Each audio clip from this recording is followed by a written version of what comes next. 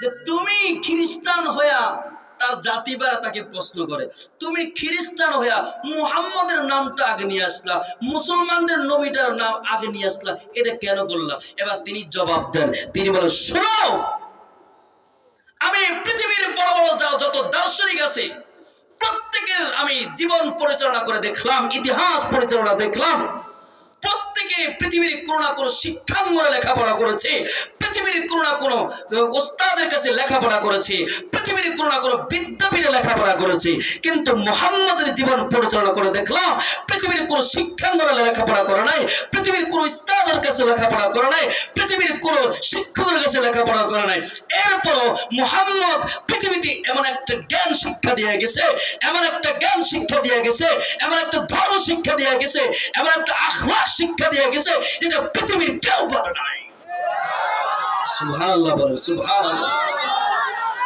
একজন খ্রিস্টান আমার আপনার নবীর প্রশংসা করেছে, চিন্তা করছেন? এই নবীকে আমরা ভুলে গেছি। এরপর আল্লাহ বলেন কি, ওয়া ইন্নাকা লাআলা খুলুকিন আযীম।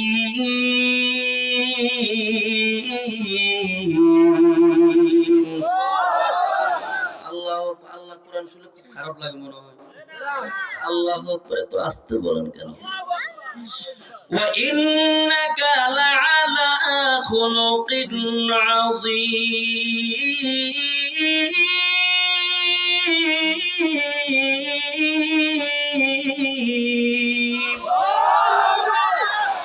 আল্লাহ কসম খেয়ে বলেন, হে নবী, আপনি মহা চরিত্রের অধিকারী। সুবহানাল্লাহ বলেন। আপনাদের কষ্ট হইতেছে?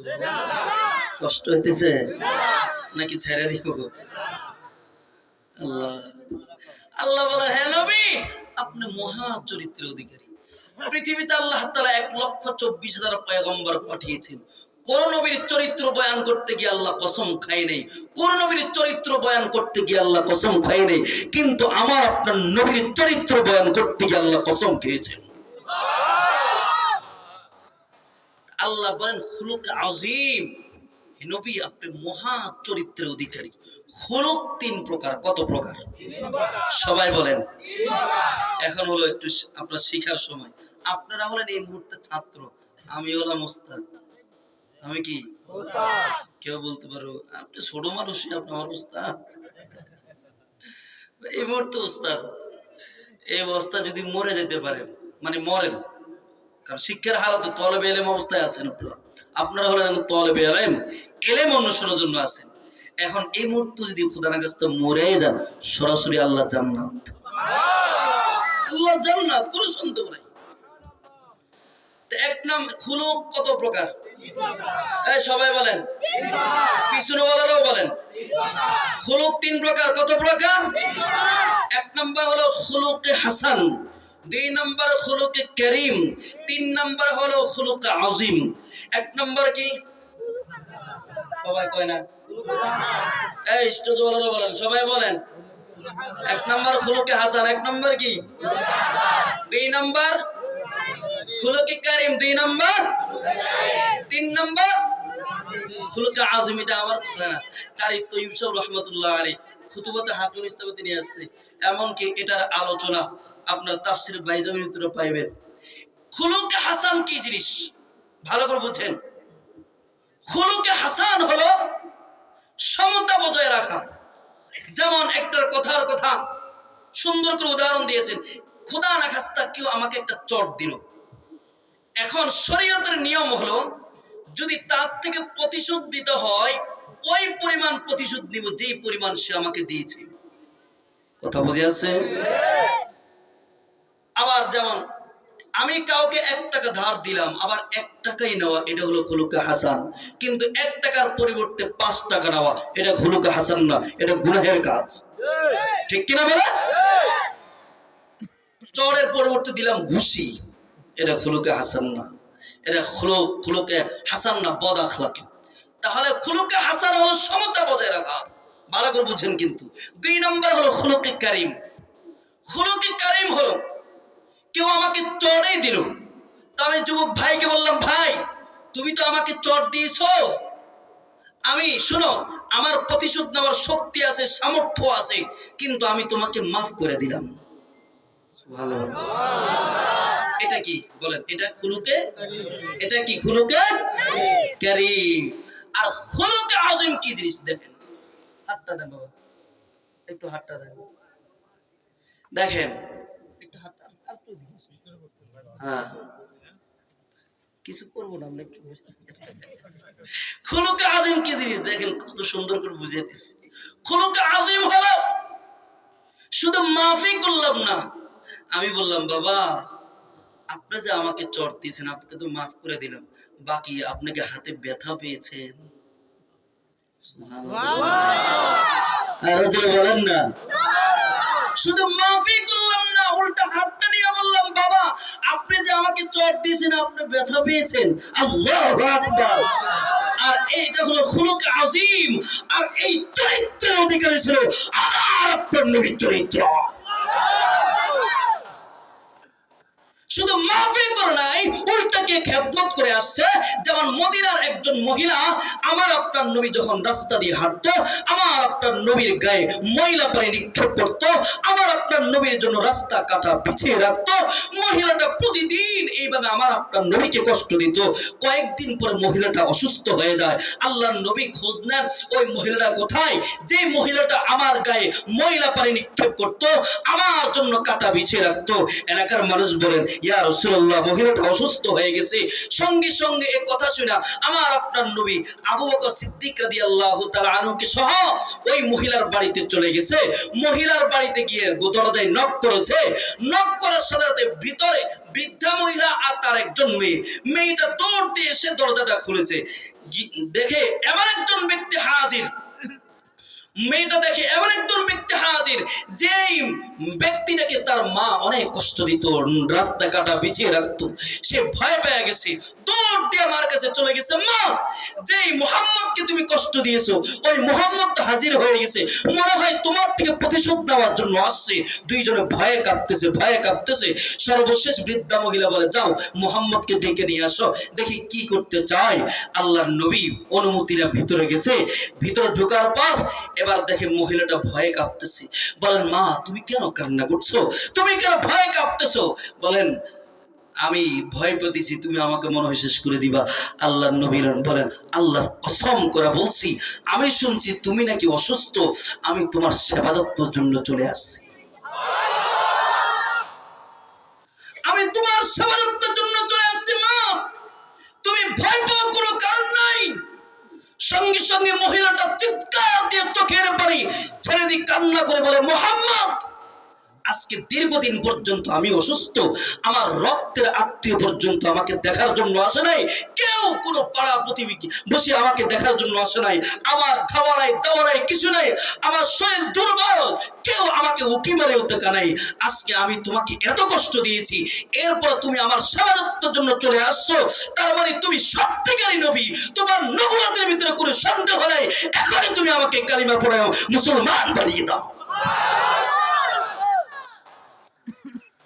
নবীর চরিত্র। আনাস রাদিয়াল্লাহু তাআলা আনহু বলেন ইয়া রাসূলুল্লাহ আপনি হাতিমে কাবায় নামাজ পড়ছেন, আর কাফের বেঈমানরা আপনাকে শ্বাসরুদ্ধ করছে, আপনার গায়ে ওটের নাড়ি বুড়ি পচা নাড়ি বুড়ির শৈলে নিক্ষেপ করে, আপনি কি বদদোয়া করতে পারেন না, লানত দিতে পারেন না? আল্লাহর নবী বলেন আনাস আমি তো দুনিয়ার জমিনে লানত দেওয়ার জন্য আসি নাই, আমি তো দুনিয়ার জমিনে বদদোয়া দেওয়ার জন্য আসি নাই, আমি তো আসছি দুনিয়ার জমিনে রহমত হিসাবে। সুবহানাল্লাহ বলেন, সুবহানাল্লাহ বলেন।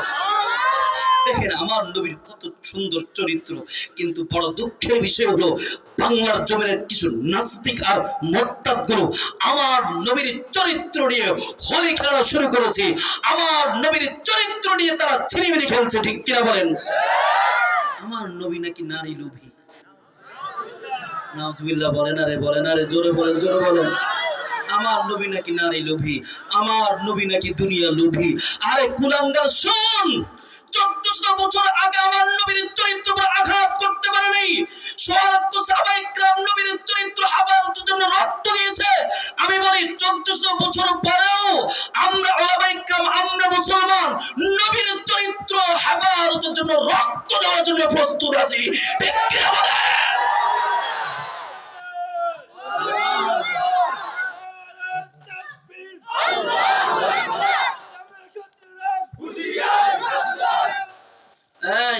শুনেন, এখন মুসলমানদের আর ঘুমানোর সময় নেই, কথা কয় না কা? মুসলমানদের এখন আর ঘুমানোর সময় নেই। দেখতে পাচ্ছেন সারা বাংলাদেশে কি একটা অরাজকতা শুরু করছে। এক সময় মানুষদেরকে বানর বানায় ছাড়ছে, আবার ব্যাং বানায় ছাড়ছে, কথা কয় না, কথা কয় না? হ্যাঁ, বানাইছে না? এখন আবার সমকামিতা, এটার একটা চক্রান্ত শুরু হয়ে গেছে। আরে ভাই, কওমে লূতের অপরাধের কারণে আল্লাহ তাআলা এদেরকে জমিন সব উল্টা ধ্বংস করে দিয়েছে না, কথা হয় না কা?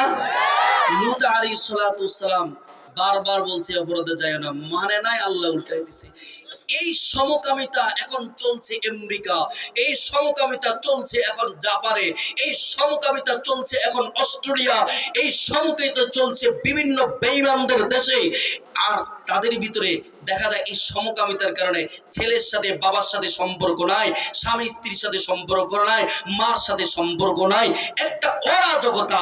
ওই বেঈমান না তাকায় দেখে বাংলার জমিনে তো এমন অশান্তি নাই, বাংলাদেশে শুধু শান্তি আর শান্তি। এই অশান্তি সৃষ্টি করার জন্য বাংলার জমিনে কিছু নাস্তিক আর মুরতাদগুলোর মাথা ধোলাই করে বাংলাদেশের বাচ্চাগুলোকে নাস্তিক বানানোর একটা ষড়যন্ত্র চলছে।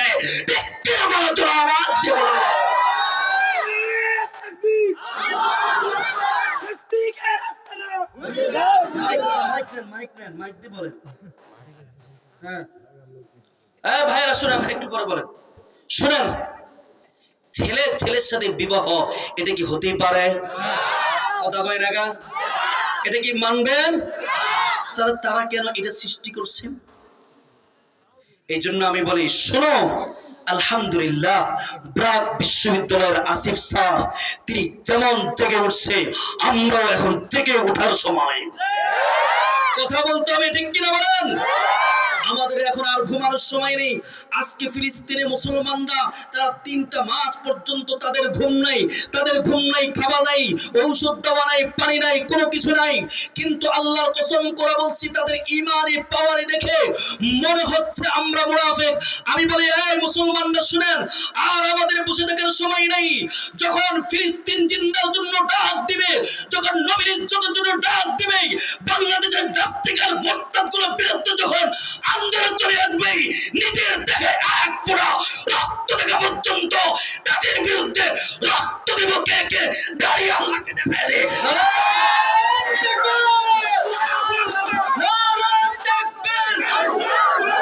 ফিলিস্তিন, ফিলিস্তিন জিন্দাবাদ, জিন্দাবাদ।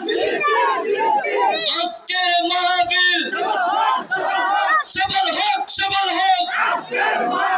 হিদায়াতুল উম্মাহ পরিষদ জিন্দাবাদ, জিন্দাবাদ। শিক্ষা ব্যবস্থার দুরবস্থা মানি না, মানব না।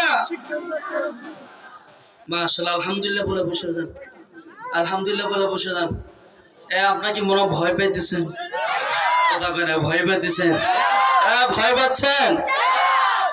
বিপ্লব মানে জীবন দেয়া বসে থাকা নয়, সে কোনদিন আসবে না রে করো যদি ভয়। বিপ্লব মানে জীবন দেয়া বসে থাকা নয়, সে কোনদিন আসবে না রে করো যদি ভয়, ঠিক কিনা?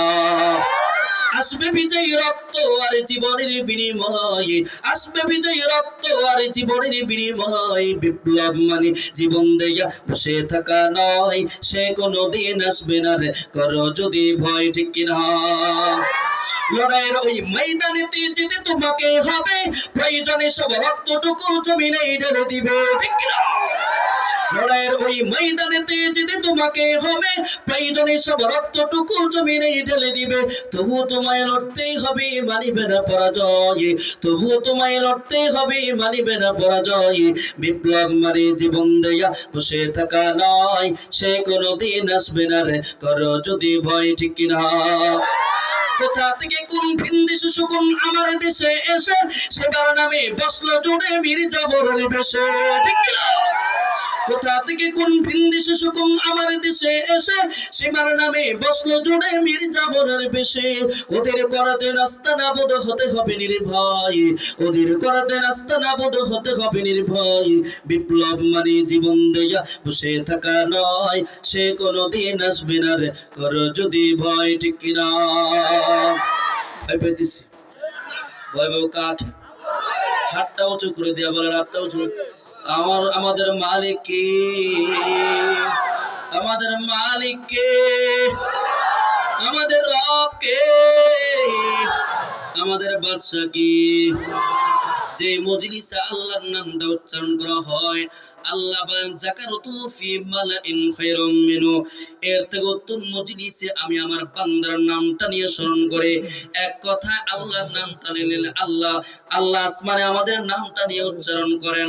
এই জন্য ওই মালিকের সন্তুষ্টির জন্য জান্নাতে আল্লাহর মোলাকাতের জন্য একটু ডাক দিব, আমাদের মালিক কি? আমাদের রব কে? আমাদের বাদশা কে? দুনিয়ার কাউকে ভয় করার লাভ নেই, একমাত্র আল্লাহ তাআলাকে ভয় করতে হবে, একমাত্র আল্লাহর গোলামি করতে হবে।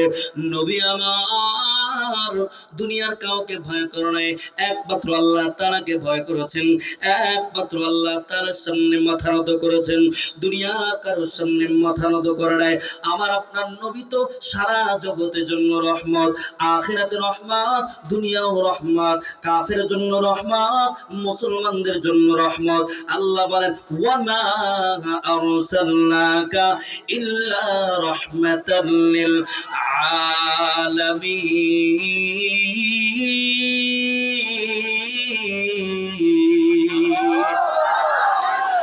আল্লাহ বলে হে নবী, আমি আপনাকে সারা জগতের জন্য রহমত স্বরূপ পাঠাইলাম। ও নবী, আপনি কাফেরের জন্য রহমত, আপনি বেঈমানদের জন্য রহমত, মুসলমানদের জন্য রহমত, আপনি মাছের জন্য রহমত, পিপিলিকার জন্য রহমত, সমস্ত হাইওয়ান জানোয়ারের জন্য রহমত। সাইয়্যিদুল কাওনাইন খাতামুল মুরসালিন আখিরামুদ বুদ ফখরুল আউয়ালিন শুধু ওয়াজুদাস রাহমাতাল লিল আলামিন মসজিদে ও সুদহামা রয়ে জমিন। ও আমার মুসলমান, ও আমার পর্দার মা, আমার মায়া নবী, ও সমস্ত মানুষের জন্য এত পরিমাণ কুরবানি করেছেন আমার আপনার নবী। এই জন্য কুরবানি করেছেন সমস্ত উম্মতরা যেন দুনিয়া তো কামিয়াবি হয়, আখিরাত তো কামিয়াবি হয়। আমার আপনার নবী তো এই জন্য উম্মতের জন্য এত পরিমাণ মার খেয়েছেন, এত পরিমাণ মার খেয়েছেন। ও ভাই, ওইদিকে তাইফের ময়দানে এত পরিমাণ মার খেয়েছেন, তাইফের ময়দানে আমার একটা হালত হয়েছে। আমার আপনার নবী কালিমার দাওয়াত দিতে গেছেন, আমার আপনার নবীর গায়ে এত পরিমাণ পাথরে আঘাত করেছে, আমার আপনার নবীর শরীর থেকে রক্ত ঝরতে ঝরতে এক পর্যায়ে যখন মাটিতে পড়ে গেছে বেহুশ হইয়া, আবার কাফের বেঈমানরা দাঁড় করায়া আবার বলে মুহাম্মদ একটু হাঁটো। যখন আমার আপনার মায়ার নবী এক কদম সামনে আগায়, কাফের বেঈমানরা আবার এইভাবে পাথর নিক্ষেপ করা শুরু করে, এমন করে কষ্ট দিয়েছে, এত বাধা বিঘ্নতা, এত কিছু। আবু জাহেল তার অনুসারীদেরকে বাধা দেয়, না না মুহাম্মদের কাছে যাবা না, মুহাম্মদের তেলাওয়াত শুনতে পারবা না। কারণ মুহাম্মদের তেলাওয়াত শোনার ক্ষেত্রে এত পরিমাণ বাধা দিত, কারণ আল্লাহর নবীর তেলাওয়াত শোনা শোনা কাফের বেঈমান গুলো মুসলমান হয়ে যাইত। আল্লাহর নবীর বিরুদ্ধে এত চক্রান্ত, এত কিছু, এরপর কাফের বেঈমান আমার আপনার নবীর তেলাওয়াত শুনে শুনে মুসলমান হয়ে যায়।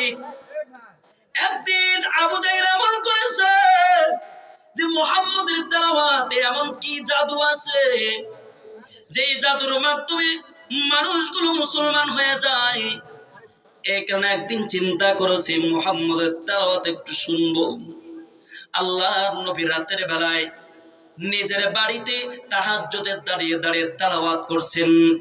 আর আবু জাহিল চিন্তা করলো, আমি তো দিনের বেলায় সবাইকে বাধা দিলাম, মুহাম্মদের তেলাওয়াত শুনবো না, আমি একা একা গিয়ে মুহাম্মদের তেলাওয়াত শুনবো। রাতের বেলা আল্লাহর বাড়িতে তেলাওয়াত শোনার জন্য চলে গেছে, এমন জায়গায় বসছে যেখান থেকে নবীর তেলাওয়াত গুলো শোনা যায়, নির্জনতার সাথে বসে গেছে। আবু সুফিয়ান চিন্তা করলো, দিনের বেলা আমি সবাইকে বাধা দিয়েছি মুহাম্মদের তেলাওয়াত শোনার জন্য, তাহলে কেউ তেলাওয়াত শুনবে, আমি শুনবো একা একা। আখনাস বিন শুরাইক চিন্তা করলো, আমি দিনের বেলা সবাইকে বাধা দিলাম, কেউ মুহাম্মদের তেলাওয়াত শুনবে না, আমি আজকে রাত্রে গিয়ে মুহাম্মদের তেলাওয়াত শুনবো। তিনজনে আবু জাহেল, আবু সুফিয়ান, আখনাস বিন শুরাইক, তারা আল্লাহর নবীর বাড়িতে এমন জায়গায় বসে গেছে কেউ কারো সম্পর্কে জানে না।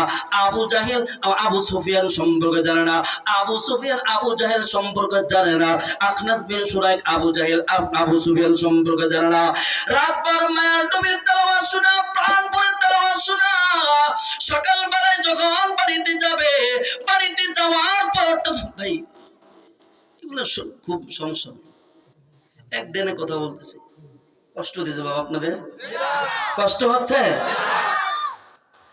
কেউ কারো সম্পর্কে জানে না।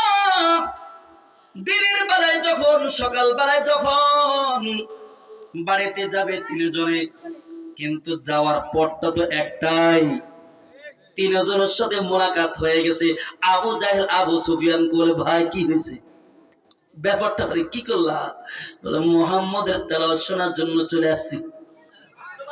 সুবহানাল্লাহ, সুবহানাল্লাহ বলে, মুহাম্মদের তেলাওয়াত শোনার জন্য চলে আসছি।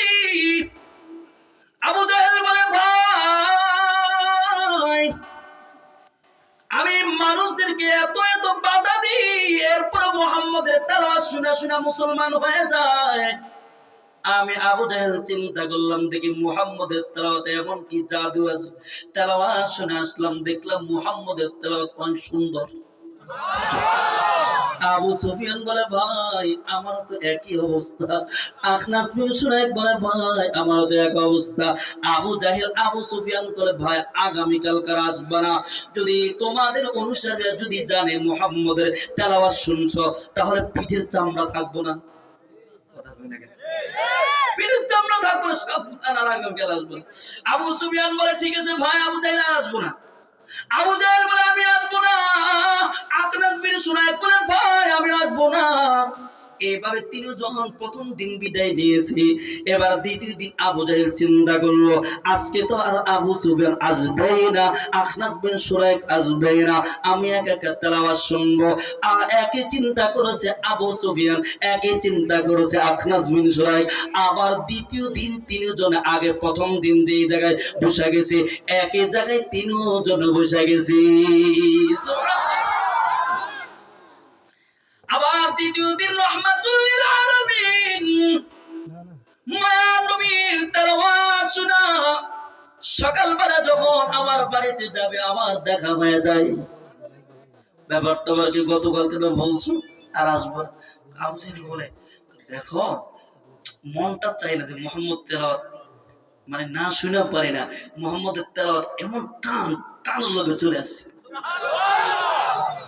আল্লাহু আকবার বলেন তো। আবু সুফিয়ান বলে, ভাই তোমার যে হাল আমারও হাল। আল্লাহু আকবার। আখনাস বিন বলে, একই অবস্থা আমার, যে মুহাম্মদের তেলাওয়াত এত সুন্দর যে এটা শুনতে মন চায়, শুনতে মন চায়। এখানে দ্বিতীয় দিন আবার চলে আসে, তৃতীয় দিনে একই অবস্থা। এবার চতুর্থ দিন পুরা ওয়াদা করছে আর আসবে না।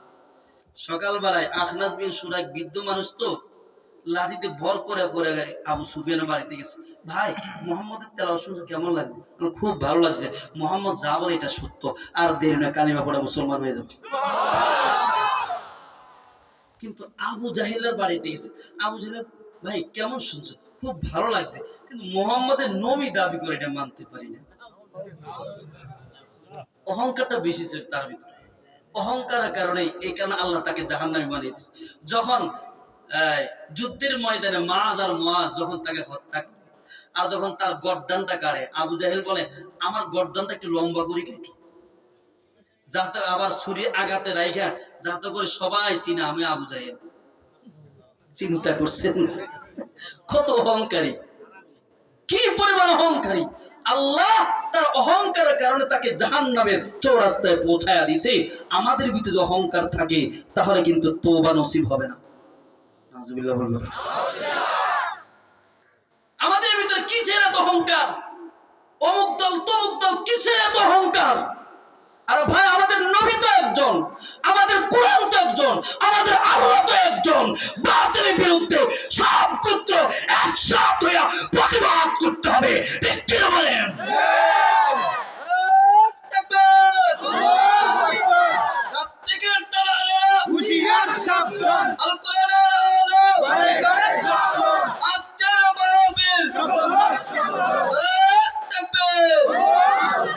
কষ্ট হইতেছে বাবা? ভাইরা আমার, এই নবী আমাদের জন্য এত কুরবানি অল্প সময়ের ভিতরে শেষ করে দিব। মায়ের নবী রাহমাতুল লিল আলামিন উম্মতের জন্য এত পরিমাণ কুরবানি, উম্মত যেন শুধু জাহান্নামের আগুন থেকে বাঁচতে পারে, কবর আযাব থেকে বাঁচতে পারে। এই কারণে তো উহুদের ময়দানে যখন মুসলমানদের একটা ভুলের কারণে এত পরিমাণ মার খাচ্ছে, এত পরিমাণ মার খাচ্ছে, মুসলমানদের লাশ উহুদের ময়দানে পড়ে আছে সব জায়গায়, আর আল্লাহর নবীর পাশে কোনো সাহাবী নাই।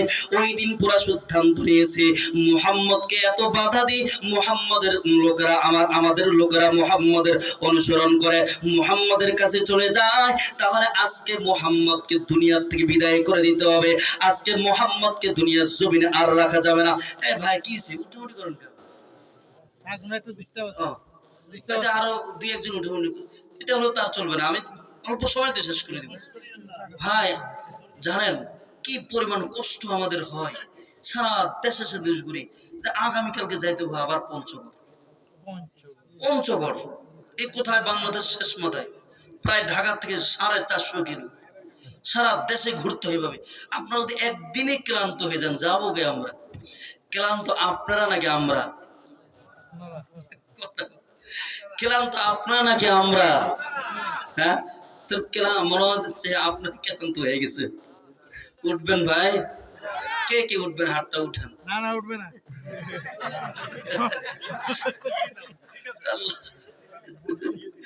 আল্লাহ, আমার মুরব্বী বলে না বুঝা না, হুজুর সমস্যার কারণে উঠছে।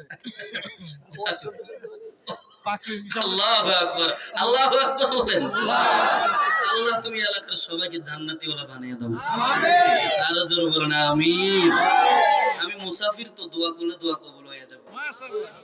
তিন ব্যক্তি দোয়া কবুল হয়ে যায়। এক নম্বর হলো দাওয়াতুল মুসাফির, দুই নম্বর দাওয়াতুল মাজলুম, তিন নম্বর দাওয়াতুল ওয়ালিদি আলা ওয়ালাদিহি।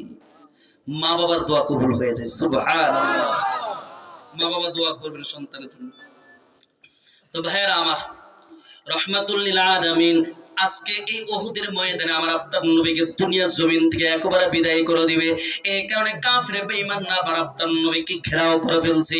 হঠাৎ করে যখন ঘেরাও করে ফেলছে, মায়া নবী জীবিত সাহাবায়ে کرام যারা দূর দূরান্ত আছে ডাক দিয়ে বলে, সাহাবা তোমরা আমার কে আসো, কে আসো, দৌড়ায় চলে আসো। এই কাফিরদের সাথে যদি যুদ্ধ করতে করতে যদি তোমরা শহীদ হতে পারো, তাহলে জান্নাতে গিয়ে আমি নবীর সাথে হইবা। আল্লাহ নবীর এই ঘোষণাটা শুনে 11 সাহাবী তারা দৌড়ায় চলে আসছে। তারা ওই কাফেরদের সাথে যুদ্ধ করতে করতে এক পর্যায়ে তারা শহীদ হইয়া আল্লাহর জান্নাতের মেহমান হইয়া আল্লাহর জান্নাতের দিকে চলে গেছে। এইদিকে মায়ার নবীর ডানে উলাস, বামে উলাস, সামনে উলাস। আল্লাহ নবী বলেন, এই সাহাবীরা শুনো, আল্লাহ নবীর সামনে লাশ, বামে লাশ। দেখে আল্লাহ নবীর পাশে জীবিত কোন সাহাবা একরাম নাই। তখন উতবা কুলাঙ্গার একটা পাথর নিয়ে আমার আপনার নবীকে একবারে শেষ করে দিবে, এই উদ্দেশ্যে একটা পাথর নিয়ে আমার আপনার নবীর চেহারার দিকে এত জোর নিক্ষেপ করেছে, এত জোর নিক্ষেপ করেছে। রাহমাতুল লিল আলামিন নবীর দুইটা দাঁত ভেঙে জমিনে পড়ে যায়, এমনকি হেলমেটের দুইটা শিক মাথার ভিতরে ঢুকে যায়। আমার আপনার নবীর চেহারা থেকে রক্ত পড়ছে, মাথার থেকে চরচর করে রক্ত পড়ছে। এইদিকে আব্দুল্লাহ ইবনে শিহাব যুহরি রাদিয়াল্লাহু তাআলা এখনো কালিমা পড়া মুসলমান হয় নাই। সে উহুদের ময়দানে একটা পাথর নিয়ে আমার আপনার নবীর চেহারার দিকে, পবিত্র কপালের দিকে এত জোরে নিক্ষেপ করেছে, আমার আপনার নবীর পবিত্র কপালটা ফেটে এমন জোরে রক্ত পড়ছে, পুরা বেয়ে রক্ত পড়তে পড়তে চেহারাটা জর্জরিত। এইদিকে দূর থেকে কিছু সাহাবায়ে কেরাম, যেহেতু সাহাবায়ে কেরাম তারা দৌড়ে চলে আসে, আল্লাহ নবীর চেহারার রক্ত দেখে সহ্য করতে পারে না। কারণ যে নবীর শরীরে মশা মাছিও বসা, এমন মায়ার নবীকে কাফের বেঈমানরা পাথর দিয়ে এইভাবে রক্তাক্ত করছে। সাহাবায়ে কেরাম শুধু চিল্লা চিল্লা কান্না শুরু করলেন। মালিক ইবনে সিনান রাদিয়াল্লাহু তাআলা তিনি রক্ত দেখে সহ্য করতে পারে নাই। আমার আপনার নবীর মুখের রক্ত দেখে সহ্য করতে পারে না। মালিক ইবনে সিনান রাদিয়াল্লাহু তাআলা তার মুখটা আল্লাহর রাসূলের চেহারার সাথে লাগায়া পুরা চেহারার রক্তটা গিলে ফেলছে, খেয়ে ফেলছে। আল্লাহর নবী বলেন, ও মালিক ইবনে সিনান, মনে রাখো, লাম তামাসসাকান নার, যে শরীরে আমি নবীর রক্ত ঢুকছে এই শরীরটা কখনো আল্লাহর জাহান্নামের আগুনে জ্বলবে না। এইদিকে সাহাবায়ে কেরাম একদিকে এত দুর্বল, সাহাবায়ে কেরাম মারি খাচ্ছে দুর্বল, সাহাবায়ে কেরামদের ভিতরে সতর ভেঙে গেছে।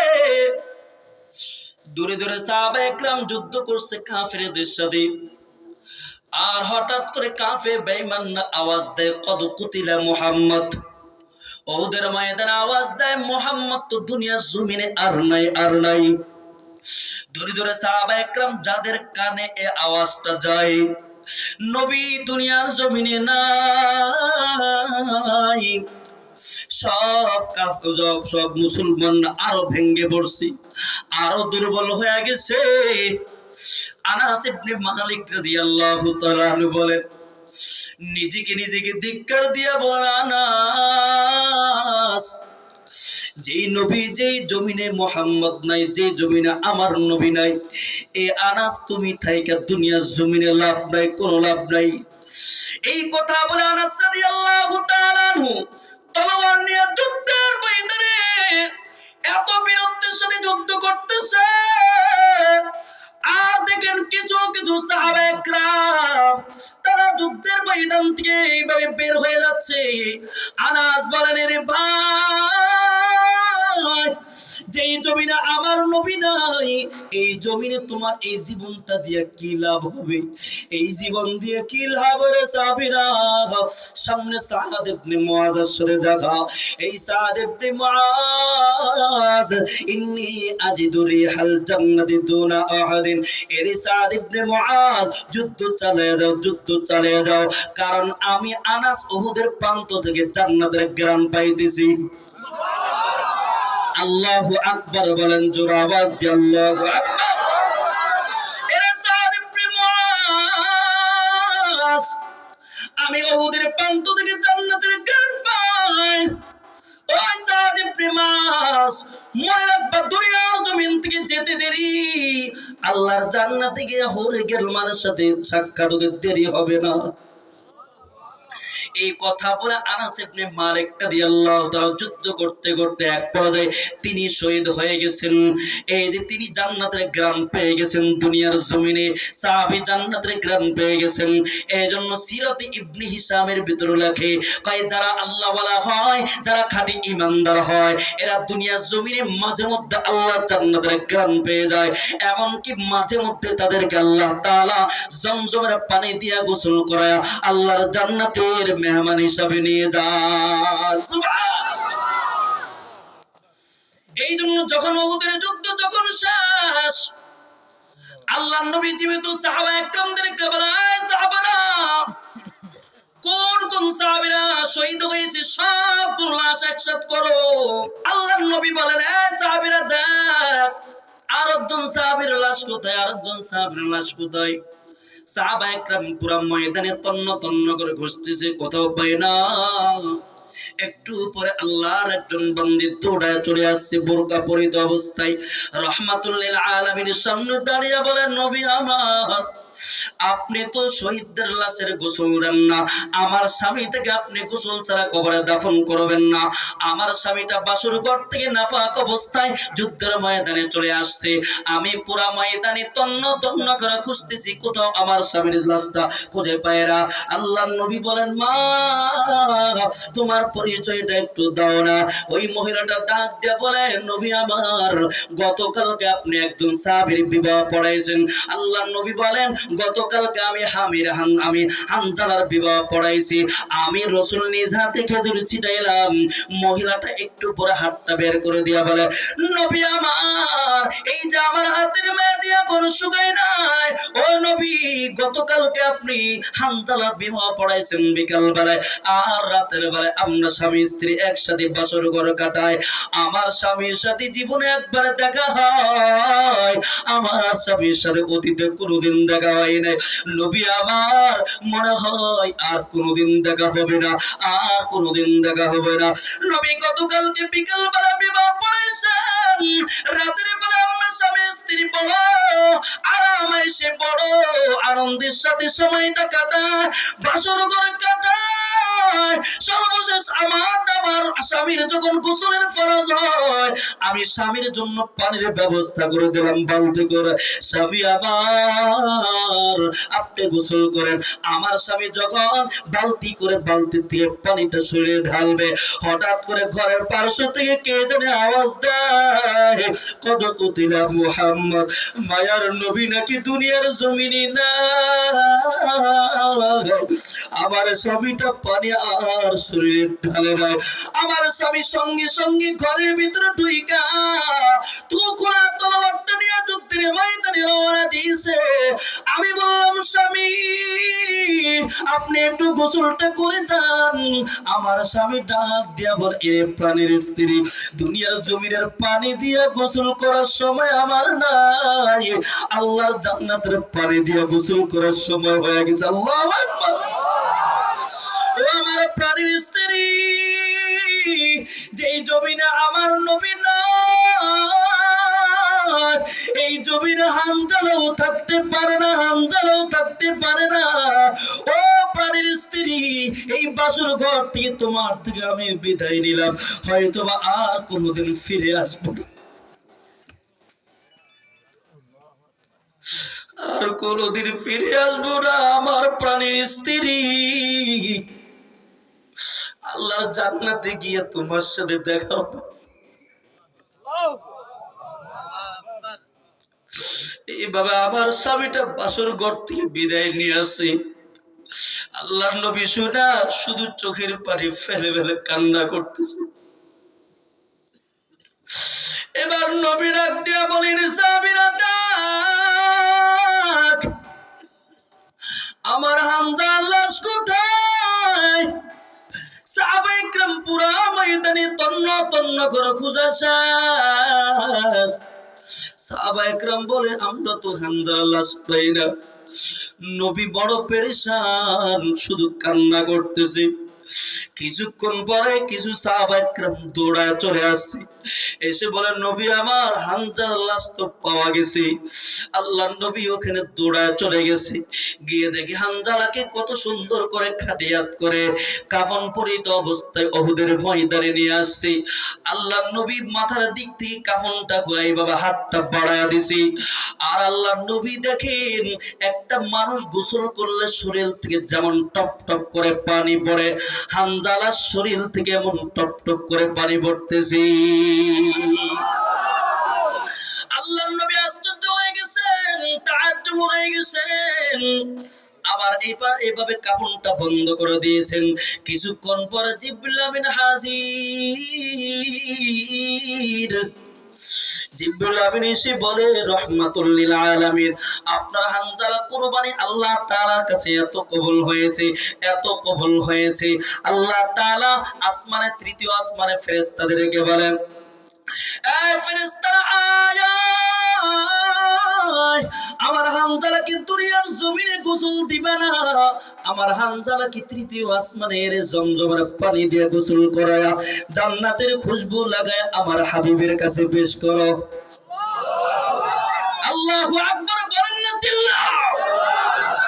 ওগো নবী, আপনার হানজালার প্রতি আল্লাহর এত মায়া, এত মায়া, হানজালার প্রতি আল্লাহ এত খুশি, এত খুশি। ও আমার যুবক ভাই, একজন সাহাবীর কুরবানির কারণে আল্লাহর কাছে এত পছন্দ হয়েছে। আজকে আমরা যুবক ভাই গুলো নামাজ পড়ি না, নবীর সুন্নত মোতাবেক চলি না, নবীর সুন্নত ভালো লাগে না, নবীর আদর্শ ভালো লাগে না। মনে রাখবা, ওই অন্ধকার কবরটা বড় কঠিন। ওই কবরটা প্রতিদিন আমাকে ডাক দিয়ে বলে, সাবধান, আমার কাছে আসবা তো হিসাব নিকাশ করে আইসো। আমার কাছে এমনিতে নাফরমান গুনাহ নিয়ে আসবা না, সাবধান। কবরটা ডাক দিয়া বলে, আনা বাইতুল জুল্লা, আনা বাইতুদ দুদ, আনা বাইতুত তুরাব। দুনিয়ার মানুষকে, প্রত্যেকটা মানুষকে কবরে ডাক দিয়া বলে, আমি কিন্তু একাকের ঘর, আমি কিন্তু সাপ বিচ্ছুর ঘর, আমি কিন্তু অন্ধকার ঘর, অন্ধকারের ঘর। এই কবর কেউ নাই, কেউ নাই। এই কবর আমি আল্লাহ, আল্লাহ ছাড়া কেউ নাই, কেউ নাই। এরে যুবক ভাই, ও আমার পর্দা ঢালে মা, মনে রাখবা, আজকে তো আমার মা বোনেরা স্বামীদেরকে কষ্ট দেয়, আবার স্বামীরাও ওই স্ত্রীদের উপর জুলুম করে না। গুন্ডা বাহিনী সব আল্লাহ ওয়ালা হয়ে গেছি। এই জন্য যুবক ভাই, আজকে থেকে ওয়াদা করি, আর 5 ওয়াক্ত নামাজ ছাড়বো না, আর গুনার কাজে যাব না। সামনে রমজানের মাস আসতেছে, রমজানের রোজা ছাড়বো না।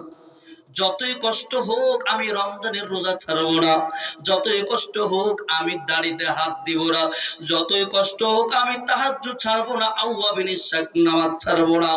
আর মা বাবার খেদমত করব, যাদের মা বাবা দুনিয়ার জমিন থেকে চলে গেছে, ওই মা বাবার প্রতি জুমার দিন কবর জিয়ারত করব। মায়ার নবী বলেন, যে সন্তান মা বাবাকে হারায়া প্রতি জুমার দিন মা বাবার কবর জিয়ারত করে, ওই সন্তানটার গুনাহ আল্লাহ মাফ করে দেন। এই জন্য ভাই, আজকে তো ওয়াদা করি, নামাজ ছাড়বো না। 1 নম্বর কি? নামাজ ছাড়বো না। 2 নম্বর রমজানের রোজা রাখবো। 3 নম্বর কোরআনটাকে সাথে বানাইবো। 4 নম্বর আল্লাহর রাস্তায় দান করব, মা বাবার খেদমত করব, মুরব্বি ইকরামদেরকে সম্মান করব, আর বড়রা যারা আছে ছোটদেরকে স্নেহ করব। এই কয়েকটা আমলটা যদি করতে পারে, আল্লাহর কসম, জান্নাতে কবরে রাখতে দেরি আলবিসুহু মিনাল জান্নাহ, জান্নাতের সাথে আল্লাহ সম্পর্ক করতে করে দিতে দেরি হবে না। আল্লাহ বলবেন, আমার এই বান্দা দুনিয়ার জমিনে বড় কষ্ট করেছে, কোরআনওয়ালাদেরকে মহব্বত করেছে, নামাজ পড়েছে, তাহাজ্জুদ পড়েছে, আমার এই বান্দার কবরে আযাব দিবে না, জান্নাতের সাথে সম্পর্ক করে দাও। কিয়ামত পর্যন্ত জান্নাতের সাথে সম্পর্ক হতে থাকবে, আর জান্নাত থেকে আলো বাতাস আইতে থাকবে।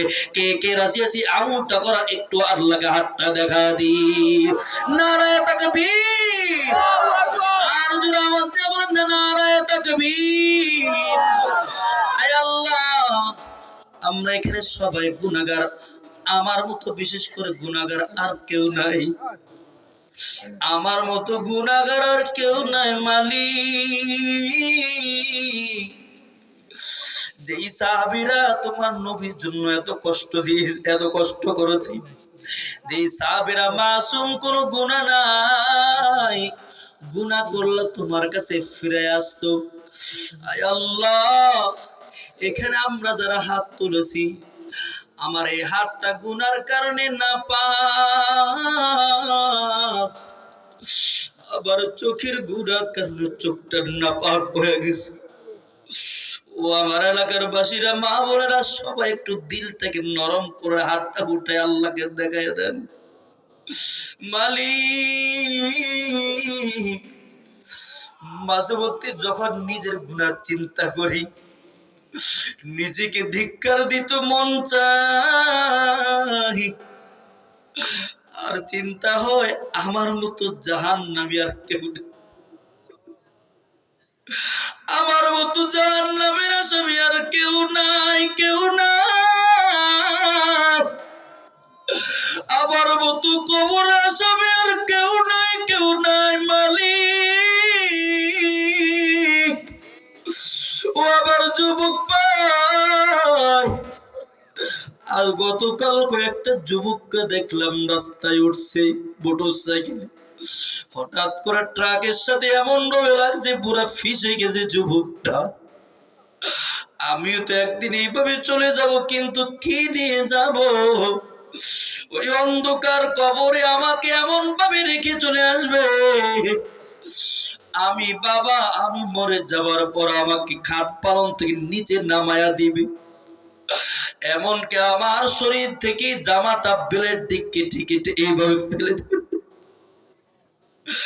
আর এদিকে মসজিদের ইমাম সাহেব এলান করবে আমার নামটা আমি মারা গেছি। সবাই আমাকে অন্ধকার কবরে রেখে চলে আসবে, যে অন্ধকার কবরে যত চিল্লায় কোনো আওয়াজ শুনবে আমার সন্তানেরা। ও যুবক ভাই, নিজের গুনার দিকে তাকায় তাকে নিজেকে ধিক্কার দাও, ধিক্কার দিতে থাক আর বলো আমি আসামি, আমি আসামি। একটু মালিককে ডাক দেন কান্না কণ্ঠে, আল্লাহ জোরে ডাক দেন না কান্না কণ্ঠে আল্লাহকে ডাক দেন। আল্লাহ তোমার বান্দাগুলো তোমাকে ডাকতেছে, এখানে খাবারের জন্য আসে না, এখানে কোনো কিছুর জন্য আসে নাই, শুধু তোমাকে পাওয়ার জন্য আসছে। আল্লাহ আয় আল্লাহ, এখানে জানি না কার মা নাই, কার বাবা নাই, এখানে কোন সন্তান জানি নিজের মাকে নিজ হাতে অন্ধকার কবরে রাইখা চলে আসছে, নিজের বাবাকে নিজ হাতে অন্ধকার কবরে রাইখা চলে আসছে।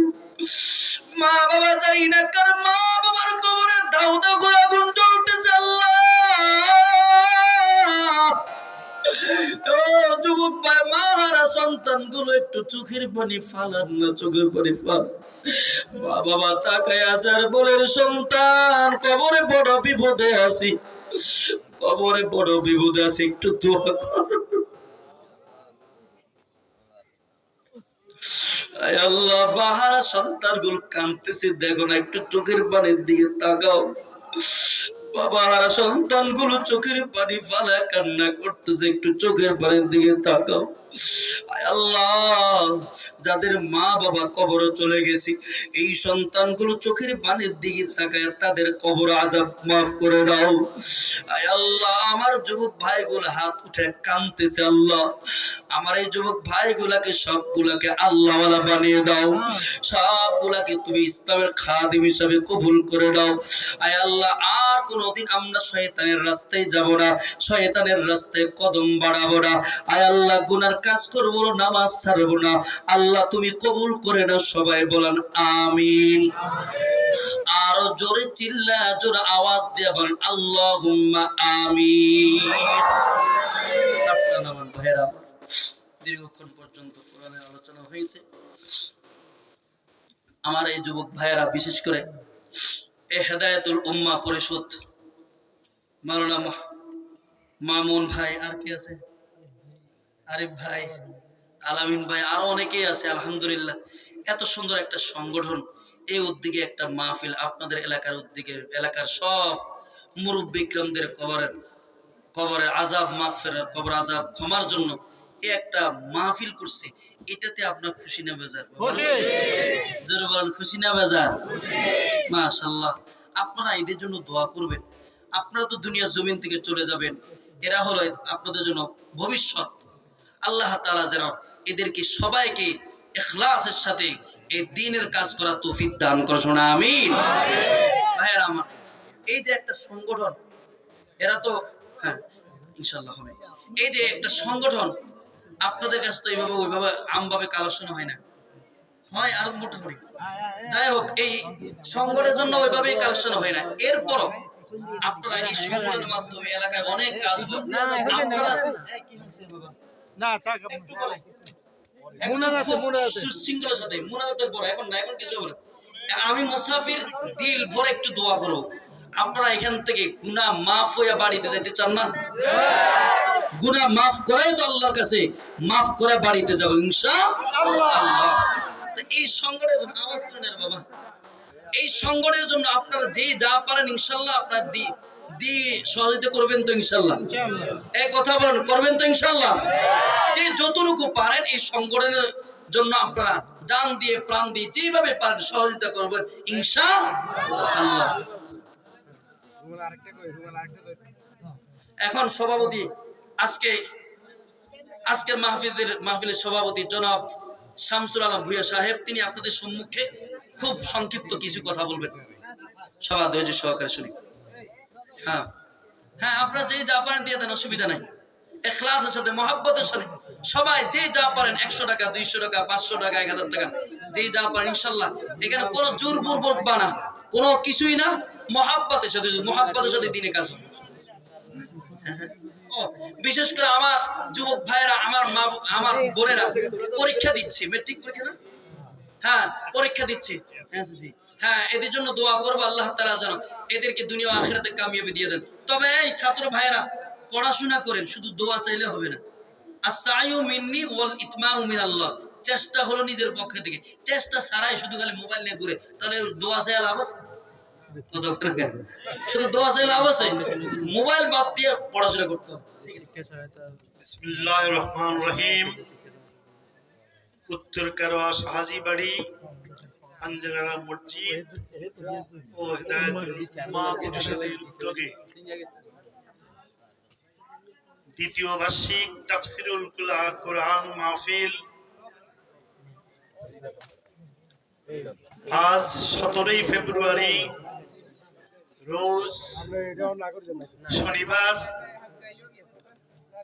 2টা থেকে প্রায় 2টার পর থেকেই এই মাহফিলের আজ আনুষ্ঠানিক প্রথম, দ্বিতীয় এবং সমাপনী তাফসিরুল কোরআন মাহফিলের আপনারা মুসল্লিয়ানের